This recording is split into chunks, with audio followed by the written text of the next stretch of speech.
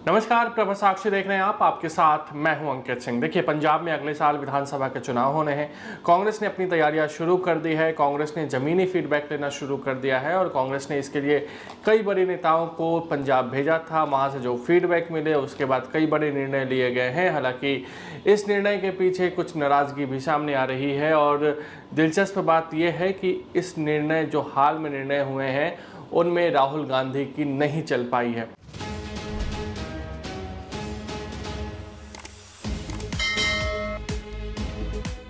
तो देखिए, सबसे पहले आपको बताते हैं कि जो पंजाब कांग्रेस के अध्यक्ष हैं अमरिंदर राजा वरिंग, जो अध्यक्ष हैं और अध्यक्ष रहने वाले हैं, चुनाव तक तो रहने वाले हैं, क्योंकि इस तरह की चर्चाएं तेज थे कि अमरिंदर सिंह को हटाया जा सकता है, उनकी जगह किसी और को अध्यक्ष बनाया जा सकता है। और इसमें राहुल गांधी के बेहद खासम खास पसंद जो थे चरणजीत सिंह चन्नी थे, जो पूर्व मुख्यमंत्री रह चुके हैं। लेकिन चरणजीत सिंह चन्नी पर कांग्रेस ने अध्यक्ष के पद को लेकर दांव नहीं लगाया। इसके पीछे का कारण जो बताया जा रहा है वो ये है कि राहुल गांधी चाहते तो थे चरणजीत सिंह चन्नी महाअध्यक्ष बने, दलित चेहरा है, लेकिन कांग्रेस में जो वरिष्ठ नेता हैं उन्होंने कहा कि हमने इनके चेहरे पर चुनाव लड़ा था, हमने चुनाव से पहले इनको मुख्यमंत्री तक बनाया था, लेकिन हमारी जो पार्टी है उसकी स्थिति बिल्कुल ख़राब रही और इसलिए इस बार ये रिस्क लेना बहुत चैलेंजिंग हो सकता है। तो आपको हम बता दें कि 2021 के आसपास पंजाब में कैप्टन अमरिंदर सिंह को कांग्रेस अचानक हटाती है और उनकी जगह चरणजीत सिंह चन्नी को मुख्यमंत्री बनाया जाता है।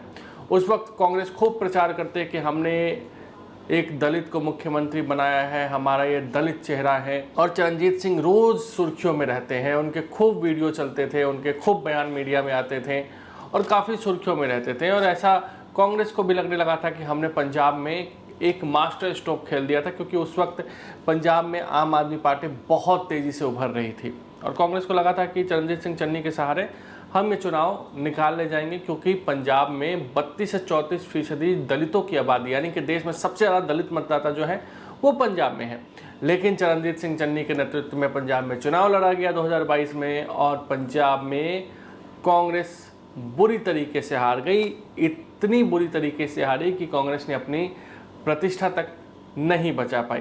कांग्रेस को महज 117 में से सिर्फ 18 सीटें मिली। सोचिए, एक सत्ताधारी पार्टी जो कि बेहद मजबूत मानी जाती है और वो सिर्फ 18 सीटों पर आ गई। चरणजीत सिंह चन्नी के नेतृत्व में वो चुनाव लड़ा गया था।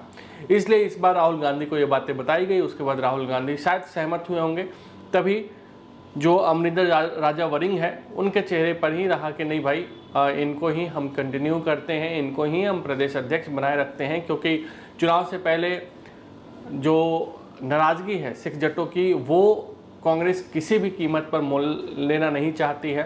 कांग्रेस को पता है कि 2021 में हमने कैप्टन अमरिंदर सिंह को हटाया था और उसके बाद किस तरीके से हमारा वोट बैंक पूरी तरीके से छिटक गया था और पार्टी आसमान से सीधे ज़मीन पर आ गई थी। तो चरणजीत सिंह चन्नी के नाम पर राहुल गांधी सहमति कांग्रेस पार्टी के भीतर ही नहीं बना पाए।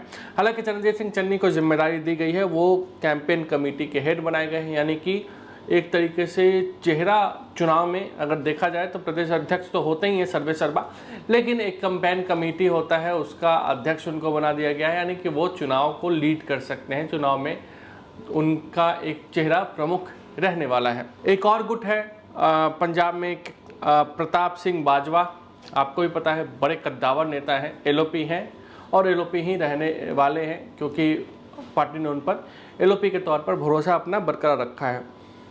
सुखजिंदर सिंह रंधावा पूर्व उप मुख्यमंत्री हैं, राजस्थान में भी काम कर चुके हैं। अशोक गहलोत और सचिन पायलट के बीच जब घमासान चलता था तब ये डैमेज कंट्रोल के लिए वहाँ जाया करते थे। कोर कमेटी के चेयरमैन इनको बनाया गया है। विजय इंदर सिंगला इनको मैनेजमेंट कमेटी का, इलेक्शन मैनेजमेंट जो होता है उस कमेटी का हेड बनाया गया है।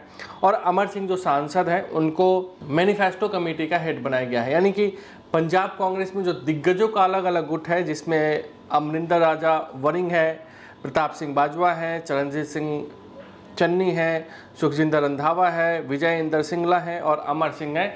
ये तमाम वो बड़े नाम हैं जिनके अलग अलग गुट हैं और इन सबों को कुछ ना कुछ कांग्रेस की ओर से मिला है और इनको साधने की कोशिश की गई। हालांकि चन्नी नाराज बताए जा रहे हैं। दावा किया जा रहा है कि चरणजीत सिंह चन्नी को लग रहा था कि उन्हें प्रदेश अध्यक्ष बनाया जा सकता है, लेकिन ऐसा नहीं हुआ, जिसके बाद चन्नी नाराज हो गए हैं और उनके समर्थक अब खुलकर सामने आ रहे हैं। वो कह रहे हैं कि ये गलत हुआ है।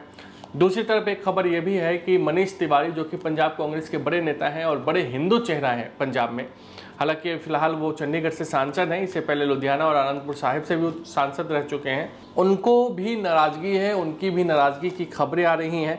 और ये खबरें क्यों आ रही हैं? क्योंकि उन्होंने जो ट्वीट किया है, उस ट्वीट से जो चीज़ें निकल कर सामने आई है, उसके बाद ऐसा लग रहा है कि वाकई में मनीष तिवारी नाराज हैं। उन्होंने अपने एक पोस्ट में लिखा कि है बड़ा कोई अवगुण उसमें जिसे कोई हुनर आवे। वो आगे लिखते हैं कि काश मेरे पास लोगों और संस्थाओं की असुरक्षा की भावना का कोई इलाज होता। अब सुनिए इन बातों को।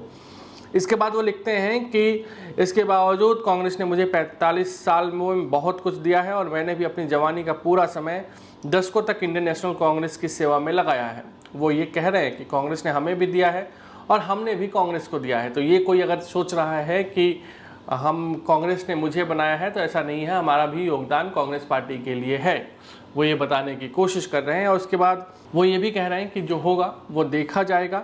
साथ ही साथ उन्होंने लास्ट में जो लिखा है कि पंजाब के लिए कांग्रेस द्वारा नए कार्यकारी अध्यक्षों और चुनाव आयोगों की नियुक्ति के बाद मनीष तिवारी हाशिए पर चले गए। वो ये हेडलाइन भी देने की वो कोशिश कर रहे हैं। तो कुल मिलाकर पंजाब कांग्रेस में हलचल तेज है और पंजाब कांग्रेस में ये गुटबाजी क्या पंजाब कांग्रेस के लिए चुनाव में भारी पड़ सकता है? क्योंकि हमने हरियाणा में देखा है, चुनाव जीतते जीतते कांग्रेस हरियाणा में चुनाव हार गई थी।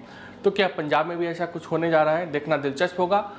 लगातार हम आपसे इस मुद्दे पर बातें करते रहेंगे। ये तमाम जो मुद्दे हैं वो कैसे आगे बढ़ते हैं, पंजाब में कांग्रेस खुद को कितना एकजुट रख पाती है, जो नेतृत्व का संकट सामने आ रहा है, जो मनमुटाव की खबरें सामने आ रही है, उसको पंजाब कांग्रेस कितनी जल्दी दूर कर पाती है, क्योंकि वहाँ पर मुकाबला आम आदमी पार्टी से तो है ही, जो सत्ता में है।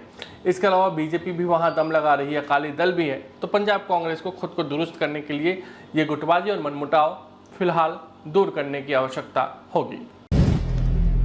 अगर आप भी लेना चाहते हैं देश दुनिया की तमाम जानकारी, तो आज ही सब्सक्राइब करें हमारे चैनल को। साथ ही नीचे दिए बेल आइकन को जरूर दबाएं ताकि हर अपडेट आप तक पहुंच सके।